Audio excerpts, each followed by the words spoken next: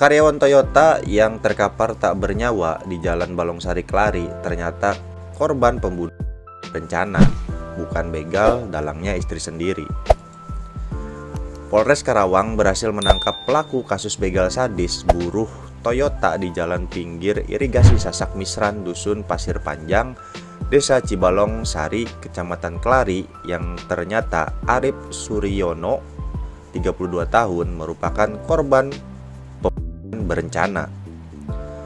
Kapolres Karawang AKBP Wirdanto Hidaksono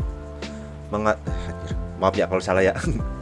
Peristiwa ini bukan pembegalan, melainkan berencana yang dilakukan oleh istri dan adik korban.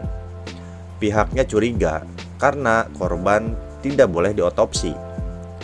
Kedua tersangka merupakan kakak beradik, Osi Klaranita Nanda, 32 tahun, merupakan istri korban, dan Pandu, 19 tahun, adik ipar korban. Sedangkan RZ atau si eksekutornya ini masih dalam pengejaran, kata Kapolres Karawang AKBP Wirdanto Hadicaksono didampingi Kasat Reskrim AKP Abdul Jalil di Mapolres Karawang Rabu 16 Januari 2024. Wirdanto mengatakan pembunuhan dilatar belakangi Oce yang merupakan istri korban memendam sakit hati terhadap korban dikarenakan hubungan yang sudah tidak harmonis.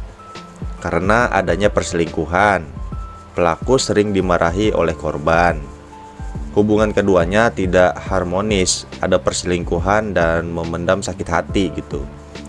Serta korban juga tidak memenuhi kebutuhan rumah tangga yang selalu diinginkan oleh tersangka. Aduh, ekonomi juga jatuhnya ya. Menurut Wirdanto, untuk modus operandinya, tersangka Oce sudah 2 minggu sebelumnya merencanakan akan membunuh korban dengan membuat seolah-olah korban meninggal dunia akibat begal.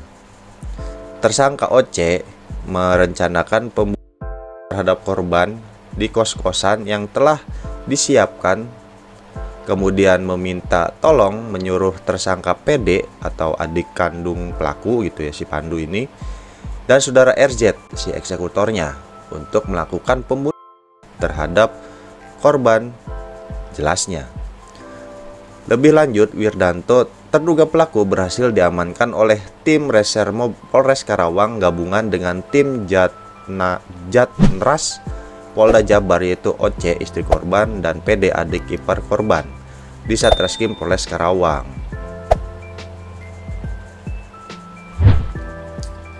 Nah, ini ada komentar sih. Infonya si istri yang punya pria idaman lain terus ketahuan sama korban atau suaminya gitu ya. Si suami jadi sering marah-marah. Pelaku sakit hati karena sering dimarahi suaminya dan karena ada faktor lain juga, jadi kepikiran buat ngebunuh. Anjir, serem ya. Ya foto-fotonya, barang buktinya tuh. Nah, gue sendiri waktu kapan ya, hari Selasa. Iya, hari Selasanya itu gue dapet kiriman foto gitu, foto video gitu, penemuan jasad korban begal ini gitu. Ya gua sih nganggapnya begal aja gitu, karena disebut rawan juga nggak rawan sih kalau di situ. Jalan gede loh, jalan ramai kalau di Sasak Misran itu. Gua sendiri tiap pulang gawe lewat situ, lewat Sasak Misran gitu, karena harus putar balik gitu kan, putar baliknya harus jauh lah. Gua lewat situ. Dan gue juga nggak nyangka kalau ini sampai kasus pembunuhan, anjir. Gue kira ya begal aja gitu, begal. Pasca meninggalnya Arif Suryono, 32 tahun, yang sebelumnya dikabarkan menjadi korban begal di Sasak Misran Kelari, Karawang beberapa waktu lalu, hingga menggambarkan masyarakat Karawang, polisi langsung bergerak cepat mengumpulkan barang bukti dan menggali informasi dari para saksi tanpa terkecuali sang istri, si Oce ini gitu kan. Kasat Reskrim Polres Karawang AKP Abdul Jalil bahkan turun langsung untuk menggali informasi dari pihak keluarga termasuk istri korban yang sekarang jadi tersangka. Ketika pihak kepolisian hendak melakukan otopsi untuk mengetahui penyebab kematian korban, Oce tiba-tiba menolak untuk menyetujui pihak kepolisian melakukan otopsi. Oce berdalih pihaknya sedang berduka, sedih dan terpukul atas kejadian yang menimpa sang suami. Sesekali, Oce juga berakting menunjukkan kesedihannya hingga ia mengeluarkan air mata. Hal ini kemudian dicurigai oleh pihak kepolisian hingga akhirnya setelah dilakukan penyelidikan mendalam, ditemukan fakta bahwa Oce menjadi dalang pembunuhan suaminya sendiri dibantu oleh adik iparnya.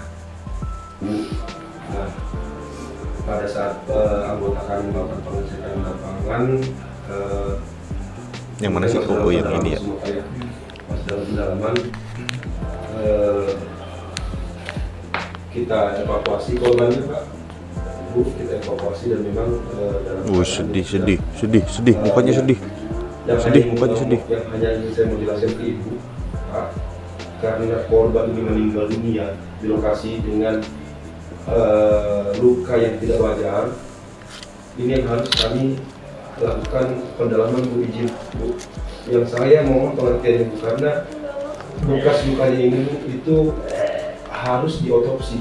Nggak mau, Pak, itu harus ini lagi kan, dia udah kesakitan, Pak. Aku yakin dia kesakitan banget waktu kejadian. Sedih banget, sedih. Karena ini melakukan untuk, karena begini, Bu, pada saat nanti proses sidang itu nanti akan dibutuhkan bukti dan pasti nanti hakim atau jaksa minta untuk, yang mohon maaf ya, sampai nanti ada pembongkaran gitu loh, pembongkaran lagi, itu jadi 2 kali jadinya, Bu. Saya tahu ini itu trauma, pasti saya tahu itu kan trauma banget, Pak. Ya Allah, Pak, Bapak nggak ngerasain apa yang Iya. saya rasain, Bapak Iya. nggak ngerasain. makanya kami mau dibantu, Bu. Makanya kami mau dibantu, kami suami Ibu. Nah, Ini yang ngebongkar semuanya. Sepinter-pinternya nyimpen bangke kecium juga kan. Siang hari ini kami dari Oh, ini press conference-nya.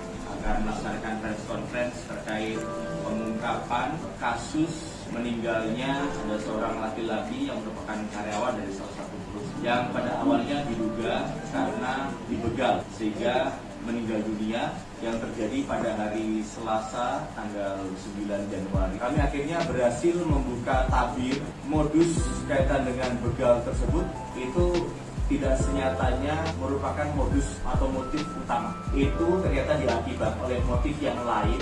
Dari hasil penyelidikan itu akhirnya tim gabungan kami menemukan petunjuk bahwa sungguhnya yang menjadi motif utamanya adalah masalah sakit hati dan dendam, yaitu yang dilakukan oleh istri korban sendiri.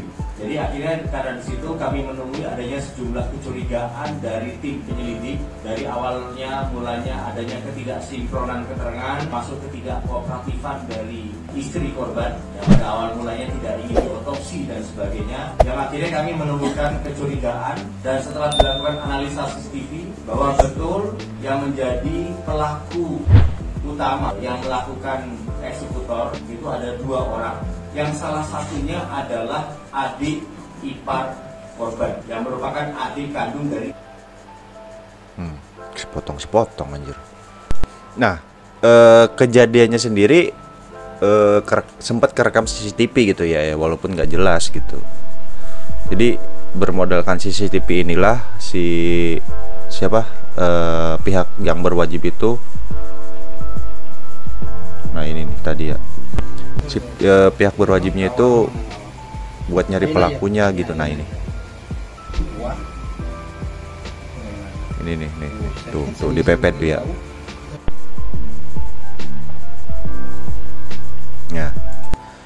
Ya intinya udah kebongkar lah semuanya ya. Ya ternyata ini bukan korban begal gitu.